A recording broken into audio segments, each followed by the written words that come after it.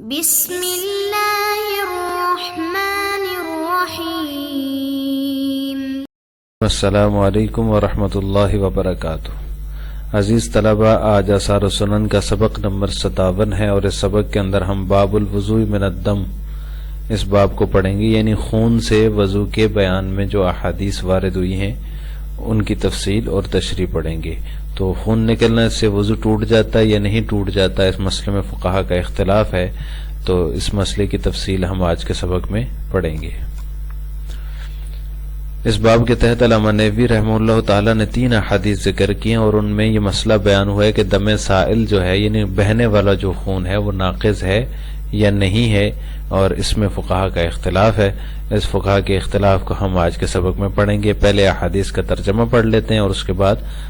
باقی سبق کی تفصیل پڑھیں گے۔ باب الوضوء من الدم، یہ باب ہے خون سے وضو کے ضروری ہونے کے بیان میں۔ اس کی پہلی حدیث ہے عن عائشہ رضی اللہ تعالی عنہ قالت قال رسول اللہ صلی اللہ علیہ وسلم من اصابہ قیء او رعاف او قلس او مزی فلینصرف فلیتوضا ثم یبنی علی صلاته وهو فی ذلک لا یتکلم، رواہ ابن ماجہ وفی اسنادہ مقال، وتقدم حدیث عائشہ رضی اللہ تعالی عنہ فی باب الاستحاضہ۔ اس حدیث کا ترجمہ یہ ہے کہ حضرت عائشہ رضی اللہ تعالی عنہ سے مروی فرماتی ہیں کہ رسول اللہ صلی اللہ علیہ وسلم نے فرمایا جسے قے آ جائے یا نکسیر پھوٹ پڑے، او قلسن یا الٹی ہو جائے، او مزیون یا مزی نکل آئے، فلینصرف تو اسے چاہیے وہ نماز سے پھر جائے، فلیتوضا پھر وضو بنائے، ثم لیبنی علی صلاتہ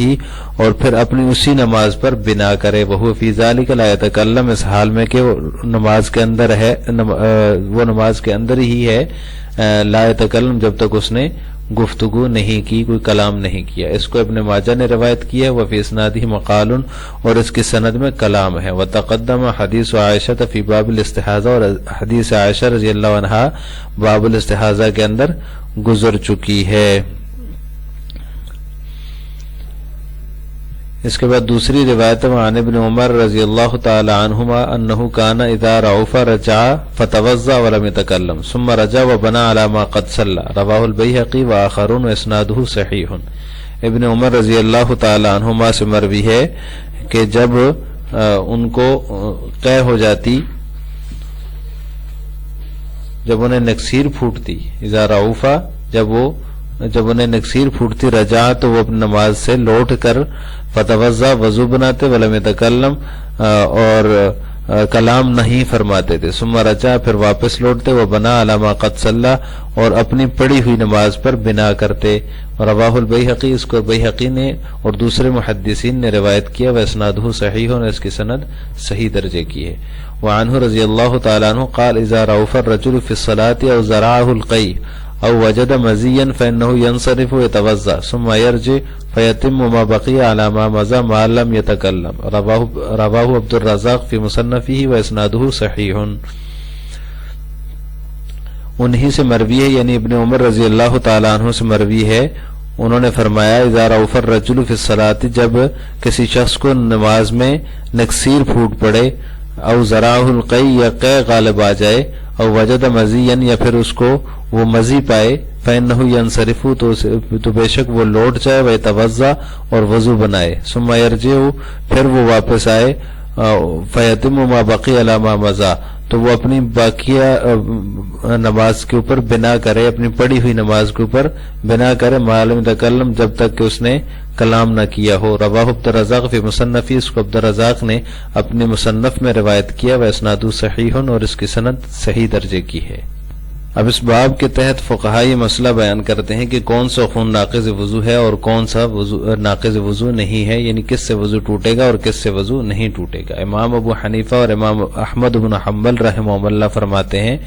دم سائل جو ہوتا ہے، بہنے والا خون جو ہوتا ہے، وہ جب جسم سے نکل جائے تو اس سے وضو ٹوٹ جاتا ہے، چاہے وہ سبیلین سے نکلے یا غیر سبیلین، یعنی جو پیشاب کے آگے پیچھے کے راستے ان سے نکلے یا اس کے علاوہ کسی بھی جگہ سے نکلے، جسم سے کہیں سے بھی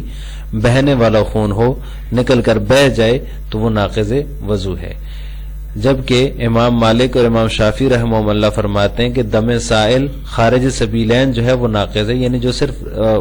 پیشاب کے راستوں میں سے کسی راستے سے نکلے تو وہ خون جو ہے وہ ناقض وضو ہے۔ اگر جسم کے کسی اور حصے سے خون نکل کر بہہ جائے تو وہ ناقض وضو نہیں ہے، اس سے وضو نہیں ٹوٹتا۔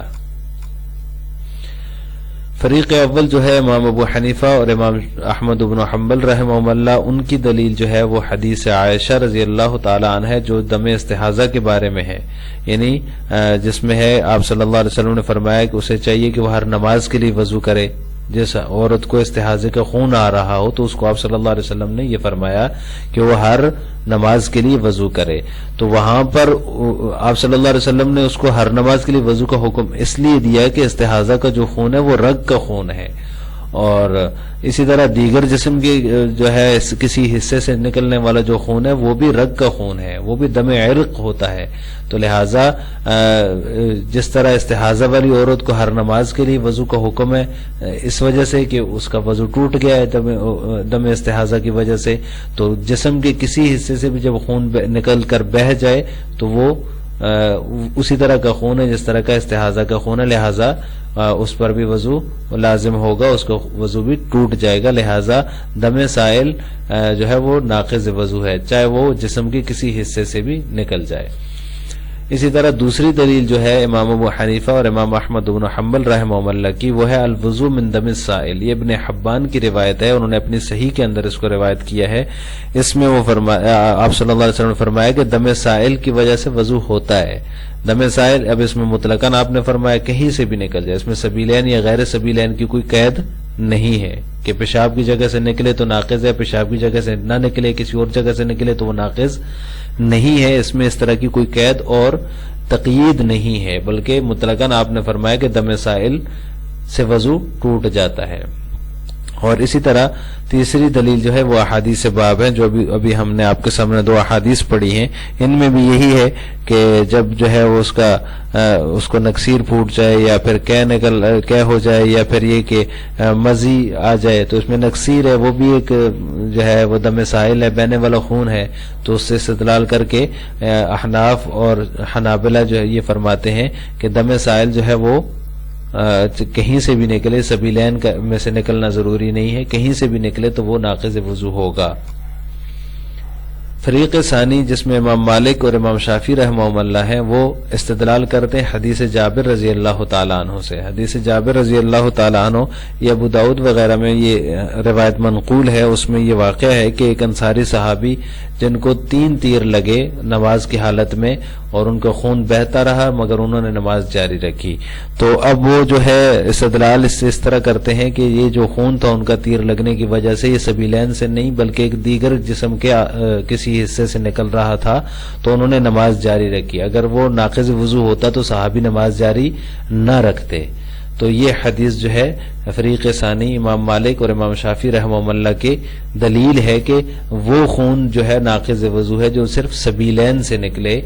پیشاب کے راستوں میں سے کسی راستے سے نکلے تو وہ ناقض ہوگا، اس سے وضو ٹوٹے گا۔ اگر کسی اور جسم کے حصے سے نکلتا ہے تو وہ ناقض وضو نہیں ہوگا۔ دلیل کے طور پر حدیث جابر جس میں ایک انصاری صحابی کا واقعہ منقول ہے اس کو وہ پیش کرتے ہیں اور اس سے استدلال کرتے ہیں۔ اس کا جواب فریق اول کی طرف سے یہ دیا جاتا ہے کہ یہ حدیث ضعیف ہے،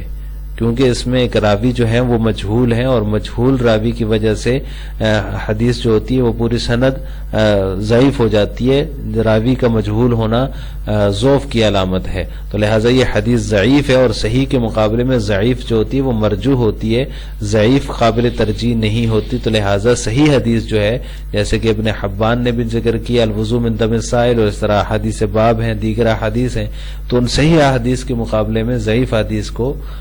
جو ہے ترجیح نہیں دی جائے گی۔ دوسرا جواب یہ ہے کہ یہ ایک صحابی کا فعل ہے، جس طرح کے حدیث میں منقول ہے کہ انصاری صحابی کو تیر لگے تو انہوں نے نماز جاری رکھی، تو یہ ایک صحابی کا فعل ہے،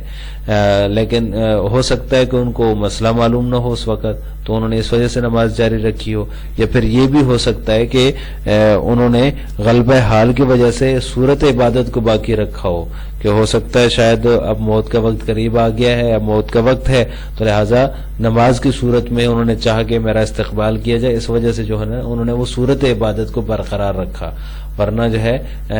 یہ نہیں تھا کہ خون نکلنے کی وجہ سے ان کا وضو نہیں ٹوٹا، بلکہ انہوں نے صرف غلبہ حال کی وجہ سے اس کو باقی رکھا۔ دوسرا جواب اس کا یہ دیا جاتا ہے۔ آج کے سبق کا خلاصہ یہ ہوا کہ ہم نے باب الوضو من الدم کے تحت جو احادیث ہیں ان احادیث کا ترجمہ تشریح پڑھی ہے، اور ایک فقہی مسئلہ جو ہے اس فقہی مسئلے کی ہم نے جو ہے وہ تفصیل پڑھی ہے کہ کون سا خون جو ہے وہ اس سے وضو ٹوٹ جائے گا اور کون سے خون سے وضو نہیں ٹوٹے گا۔ اس میں دو قسم کے مذاہب ہیں۔ پہلا مذہب امام ابو حنیفہ اور امام احمد بن حنبل رحمہ اللہ تعالی کا ہے۔ ان کے نزدیک جو ہے وہ دم سائل سے وضو ٹوٹ جاتا ہے، چاہے وہ جسم کے کسی حصے سے نکلے، اس میں سبیلین غیر سبیلین کی کوئی قید نہیں ہے۔ جبکہ دوسرا مذہب جو ہے وہ امام مالک اور امام شافعی رحمہ اللہ کا ہے، وہ فرماتے ہیں کہ اگر جو ہے وہ دم سائل سبیلین سے نکلے، یعنی بہنے والا خون پیشاب کے راستوں میں سے کسی راستے سے نکلے تو وہ ناقض وضو ہوگا، اس سے وضو ٹوٹے گا۔ اس کے علاوہ جسم کے کسی حصے سے بھی بہنے والا خون نکلے تو وہ ناقض وضو نہیں ہوگا۔ پوری تفصیل ہم نے دلائل کے ساتھ آج کے سبق میں پڑھ لی۔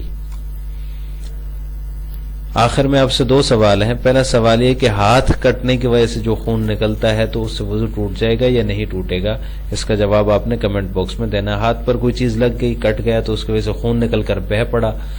تو اس سے وضو ٹوٹے گا یا نہیں؟ اس کا جواب آپ نے کمنٹ باکس میں دینا ہے۔ نمبر 2، کیا سبیلین سے خون بہنے سے وضو نہیں ٹوٹتا؟ یعنی سبیلین سے اگر خون نکل کر بہہ جائے تو اس سے وضو نہیں ٹوٹے گا؟ اس کا جواب بھی آپ نے کمنٹ باکس میں دینا ہے۔ السلام علیکم ورحمۃ اللہ وبرکاتہ۔